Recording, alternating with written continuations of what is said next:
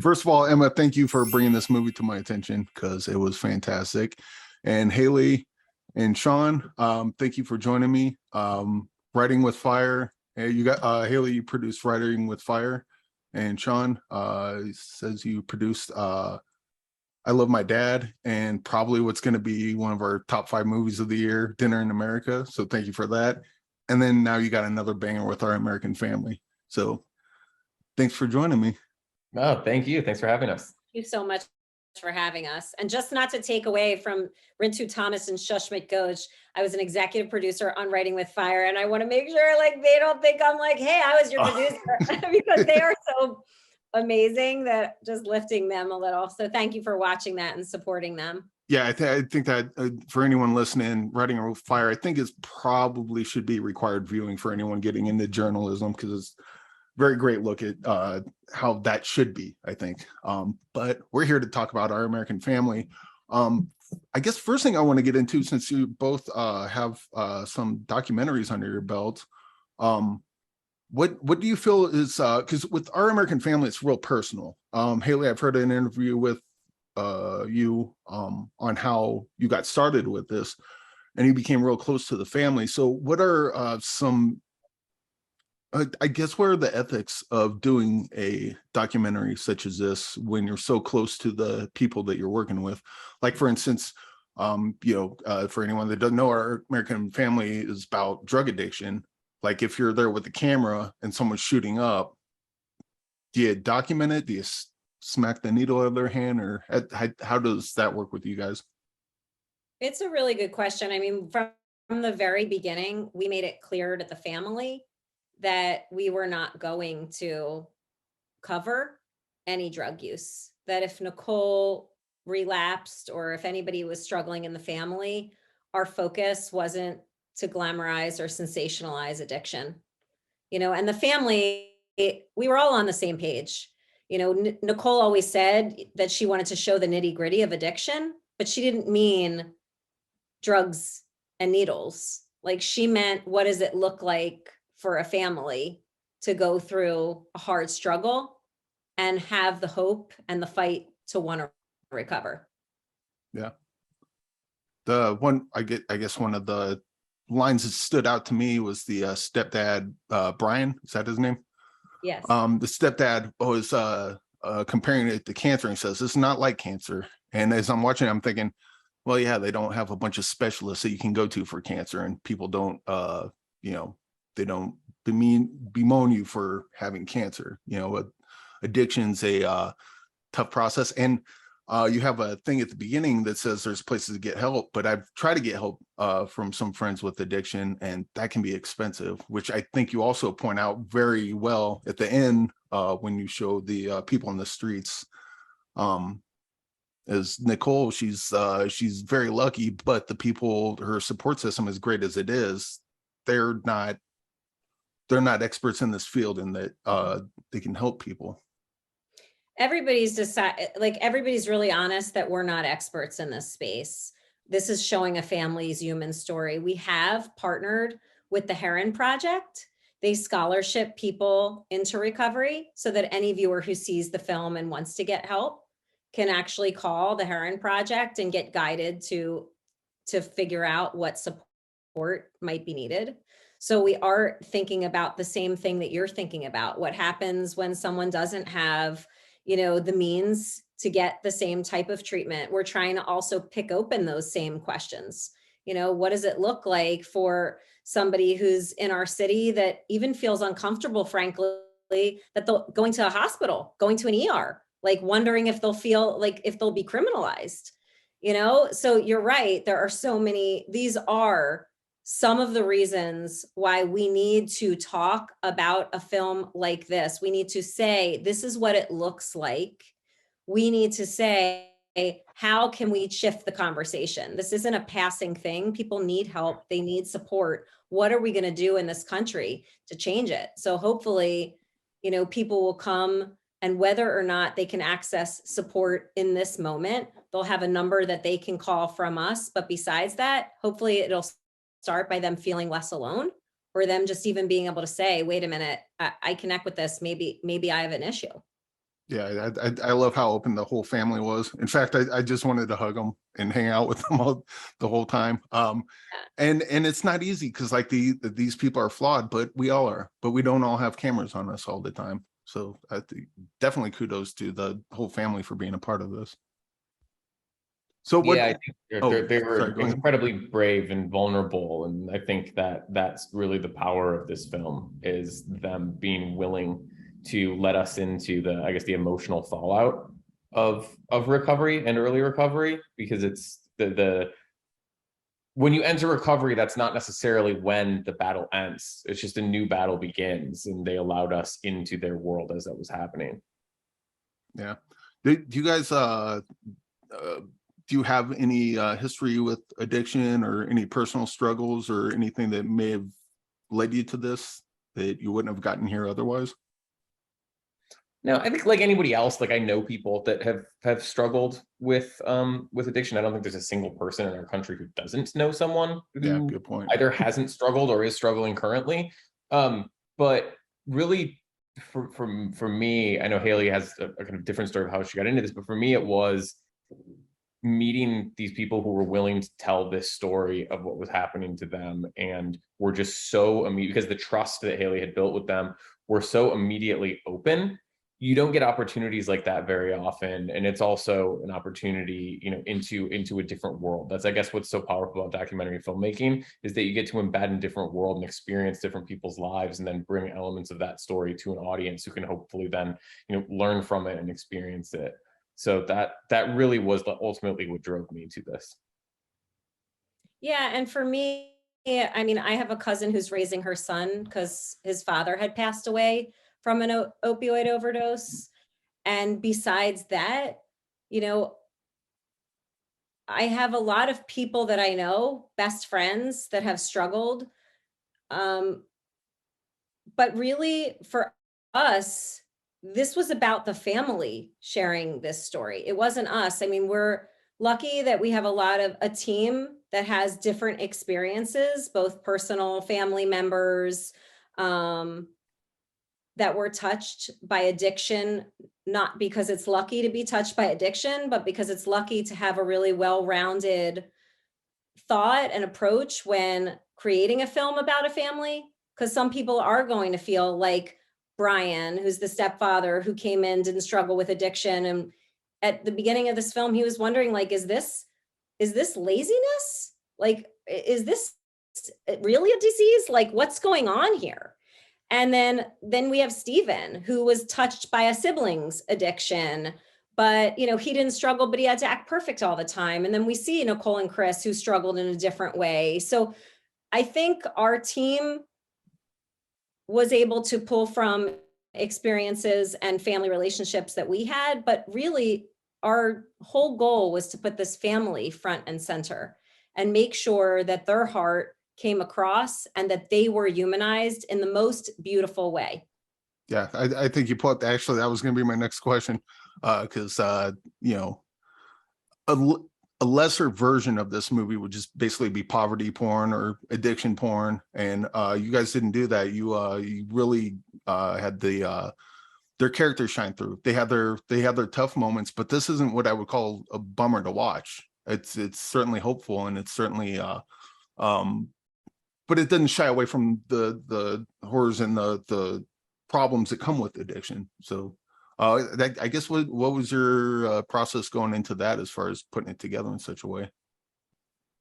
Well, I think that, you know, you mentioned ethics at the beginning, and that for me, it was really easy because I think that Haley really had such a strong sense ethically of where we needed to be, and of making sure that every decision that we made was done with respect to the family and their bravery. And I think when you have, when you set the rules for yourself like that, and you set that bar so high at the beginning, you're just making every decision with that in mind. So that really, honestly, I think that was Haley saying that at the beginning, that became the guiding light for every decision that was made this entire project. Yeah. I also wonder if just doing this documentary had helped Nicole in a way. Maybe it was like a kind of a she knows, as you guys are shooting this over how long? How long did it take to shoot all this? A year. A year. So a year, she just has that extra maybe drive to stay clean and be an example, or maybe she had some pressure on her for that. Do you know? I think she definitely looked forward to the film crew coming. But I think maybe if the one question that we've had, and we've talked about the family, is with the family, is did you have to see things in yourself? Like, it's one thing, and they were really like, they sometimes said they just totally forgot we were there. And there were some very intense moments. I mean, you saw Nicole and Christopher in the bedroom, like really like having resentments of hurt bubble up, right? In the film. They really just were open and honest, but at the same time, I think after filming, it gave them chances to reflect on themselves and to think about themselves in ways that maybe they hadn't before. You know, as much as they were admitting what was going on in their journey, also Yeah. maybe stepping back and hearing, like, you know, I guess it's like talking together. You know, when you hear yourself say something, when you know you acted a certain way, just giving yourself an extra added layer of reflection. But I wouldn't say that's what created what happened here. I think this family was fierce. This Yeah. family was determined to not give up. This family had everything at one moment come together for them at this time for Nicole. She was at a very bad place before we started filming. You know, she had an overdose that required multiple Narcan to save her. And it wasn't her first one, wasn't her first rodeo. Yeah. She had been at, you know, 17 treatment centers. So she had a history of going to a lot of meetings. She had a history of getting private support, as you mentioned. She had a history of being in these centers. She was, you know, so I think it was everything, frankly. Yeah. I also really felt I felt for everyone in this movie, to be honest. But like Linda, I loved how she was able to kind of see her enabling patterns.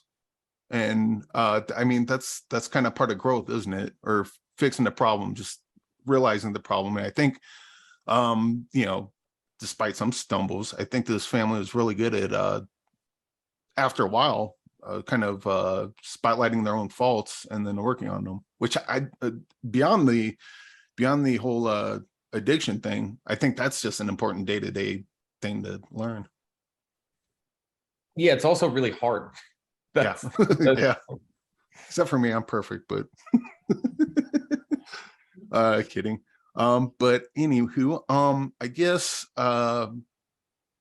so when you do just outside of this for a second, because you guys do a lot of producing, whether it's documentaries or feature films, what goes into your mind when finding a project that you want to latch onto? You can take this one first, Haley.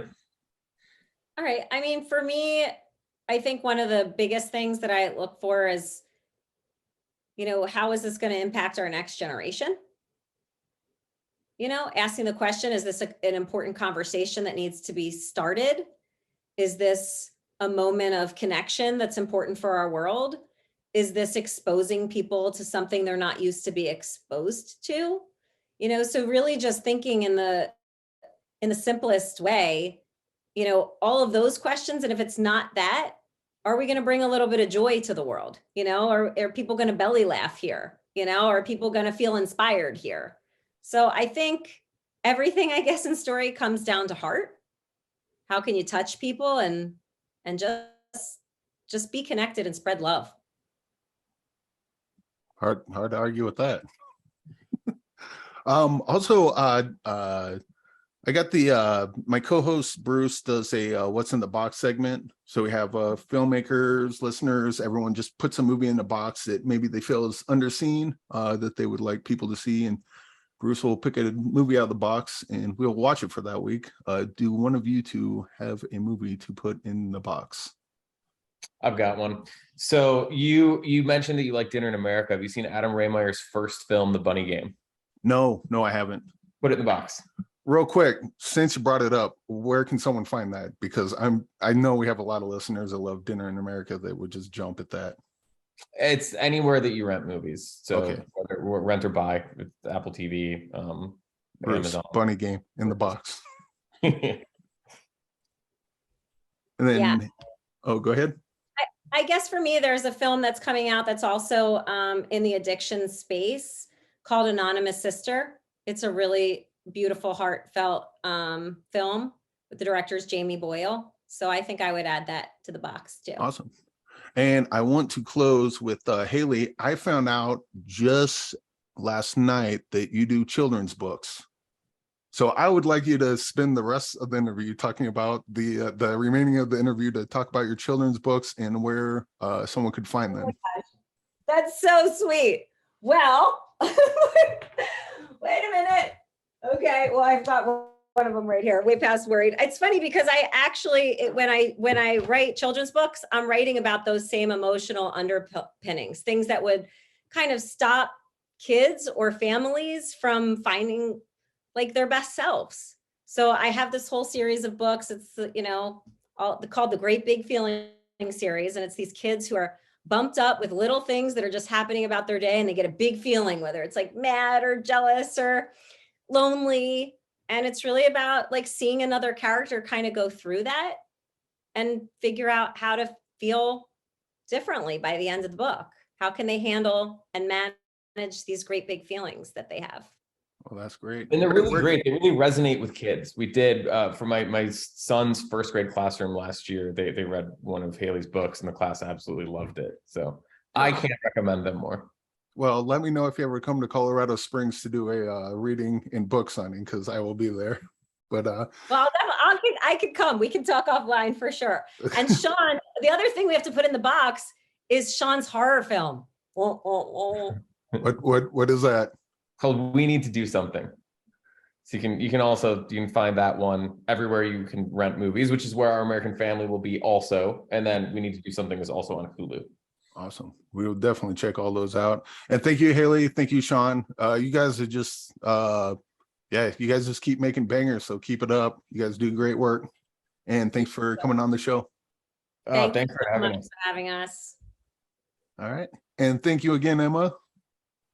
Of course, and you're welcome for Wake and Fright. It's the Donald Pleasance film nobody's seen that I worked on the 4K restoration of, and it was 2 weeks away from being incinerated in Philadelphia.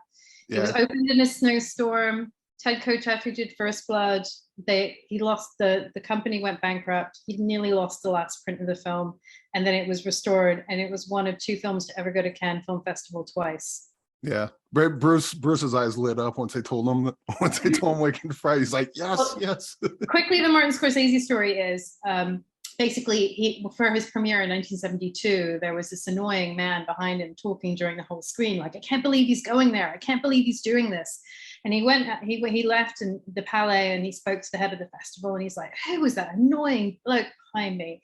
And he's like, oh, he's just some no-name American director called Martin Scorsese. And then 40 years later, he invited him back for Cannes Classics.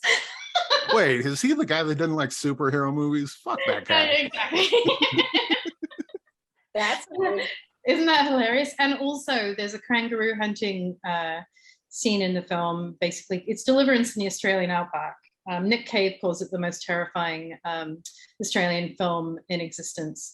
And basically, because of the film, because Ted is basically a Canadian hippie, all of the export of kangaroo meat for American pet food was halted because of this film. And they worked with, it was so shocking, but they worked with, animal rights groups to stop that export, which was quite big in the 70s. So there you go, Wake and Fright. Donald Pleasance, Gary Bond from Zulu, looking very handsome, about repression, alcoholism, and the violence in men. All right. Well, I'm gonna check it out. I love Australian New Wave. Oh, well, exactly. Well, Nick Cave's on my poster over there. And then basically the Martin Scorsese quote is, it left me speechless. And if you know Marty, that never happens. So there you go. It's great. Well, thank you so much, Eric. And please send a link when you post. And I'm really glad you enjoyed the doc. Oh yeah, enjoy. That's kind of an understatement, but it was pretty great. Thank you. Thank you so much, Eric. Hey, thank you guys for coming on. I'm a big fan. All right, more to follow, my love. All right, we'll talk to you later. Bye. Bye.